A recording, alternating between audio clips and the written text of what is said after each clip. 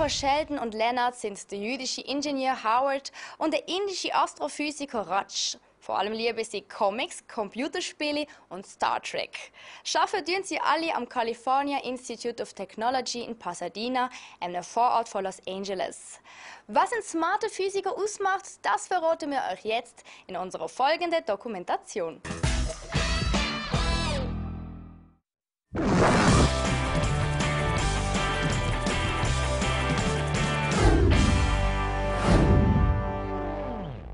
Dr. Salzberg, David, is a physicist. He is smarter than I am. But truthfully, I don't know what he does. How was your day? Well, you know, I'm a physicist, so I thought about stuff. He's not only doing business for the world and for the science community, he's doing business for our show. He double checks all the science and, you know, and is also helpful in some of the jargon for us. The right paradigm-shifting reinterpretation of the universe. Loop quantum gravity better unites quantum mechanics with general relativity than does string theory. Free electron laser for my X-ray diffraction experiment. The humorous footnote where I illustrate mirror symmetry by likening it to the Flash playing tennis with himself. The locus of my identity is totally exterior to me. I'm actually a particle physicist by training, but lately I've been lured a little more into astrophysics and astronomy. And so those of us who find ourselves in this situation are called particle astrophysicists. I got a phone call from a friend of mine who is an astrophysicist now at University of Hawaii. He was asked a few questions by these people who were doing a sitcom about physicists, and they needed to find a physicist. He worked by email with us, and then once it was going to series, we realized, no, we're going to need somebody who's actually going to be able to come down and help. So we asked him for recommendation, and we got to Professor Salzberg, and we contacted him and said, do you have maybe a grad student or someone who could come and help us? And he said, oh, could I do it? Okay. We knew we were out of our depth. If we were going to write about geniuses, we better damn well have one around.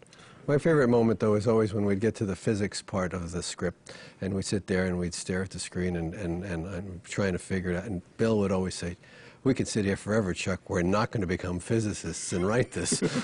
So we had no idea what we were doing. This is the important scientific question that has to be... Could we ask David to explain this? Well, that's interesting, because if that ties into... That is renormalization going on. One of the things I always look forward to do with the show is I get the scripts from Chuck and Bill and the other writers, and often there's little brackets and it says science to come, about some new project that Leonard's working on, for example. I think you'll find my work pretty interesting. I'm attempting to replicate the dark matter signal found in sodium iodide crystals by the Italians. So no original research? No. Well, what's the point of my seeing it? I could just read the paper the Italians wrote. In those small places, I kind of have some free reign. And I pitch a few ideas to them and see which ones they like.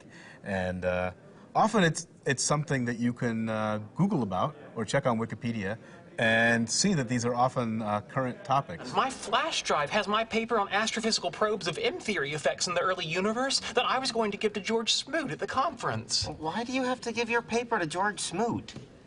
It's brilliant. He needs to read it. The most fantastic thing about him, other than the fact that he's doing fact-checking, is the fact that if there's a problem with it, it's on him. He also spends time on the set, the whiteboards that are on the set here in Leonard and Sheldon's apartment, and he makes sure they're right. It's fun when we can tie it into the episode. Professor George Smoot was here, and he was involved in some of the measurements of the cosmic microwave background radiation and won the Nobel Prize. And so I had a diagram of the apparatus the team used on the COBE satellite, and we put that on the board, and he saw it, and I think he liked it. This is actually related to one of the jokes in last week's episode.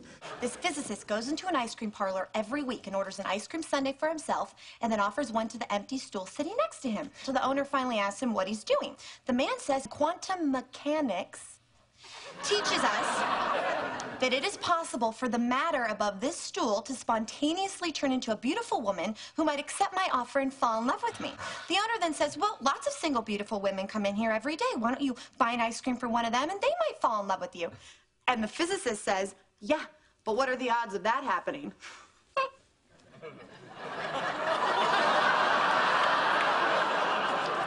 little insulting, don't you think? And so we have here is the basic diagram of quantum tunneling, which would be basically what's the physics behind that joke.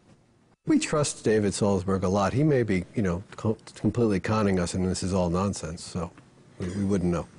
I especially liked your paper on grand unification using string network condensates and was wondering how you determined that three-dimensional string nets provided a unified picture of fermions and gauge bosons.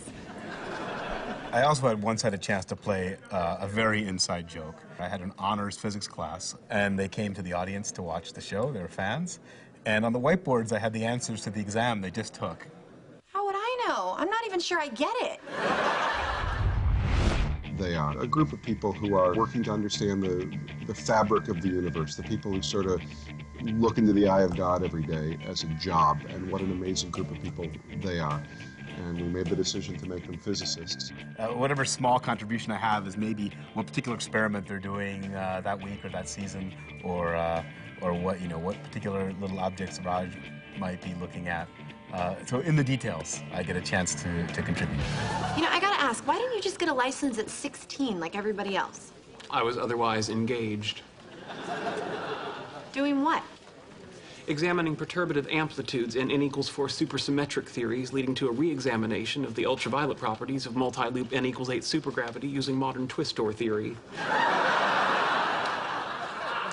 So Sheldon is a theoretical physicist, and people like him probably best described as intellectual descendants of people like Einstein or Niels Bohr. Oh, there's my missing neutrino. You were hiding from me as an unbalanced charge, weren't you, you little subatomic Dickens? They're trying to make a mathematical description of everything in the universe, a small order. It takes a certain amount of arrogance to think one can do it, but there's been quite a lot of success in that field, too. Yeah, we're examining the radiation levels of photomultiplier tubes for a new dark matter detector. Sweetie, Dave was talking.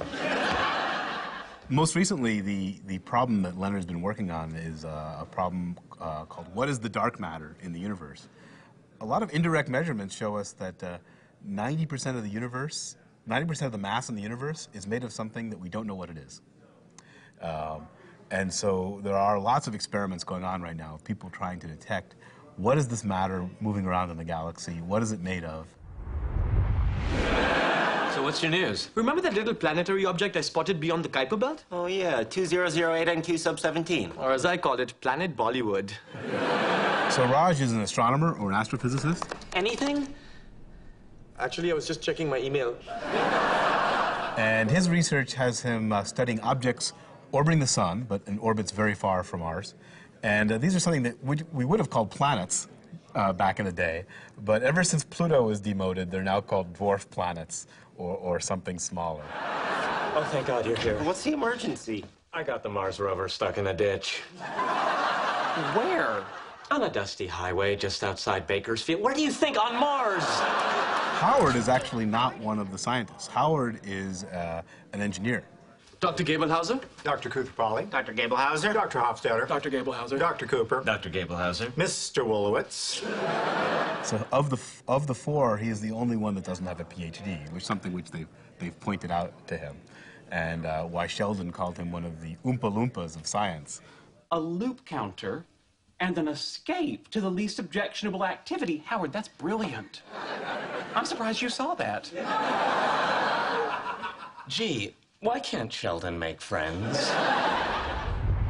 When I first got involved in the show, there was only maybe one episode out there, just the pilot.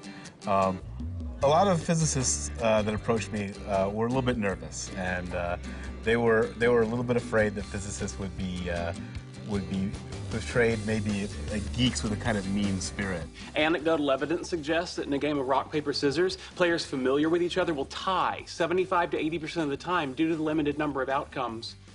I suggest rock, paper, scissors, lizard, Spock. And now it's completely changed. Now that it's been second season, I get nothing but positive feedback. I mean, these are smart people. These are we call them nerds because we don't get it.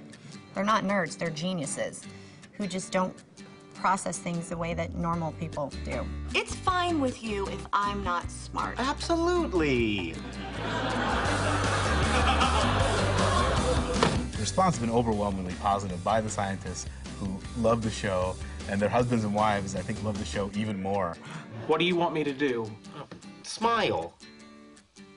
We had an article written about us in Science magazine, North America's leading journal of things scientific, and a lot more exciting than Variety.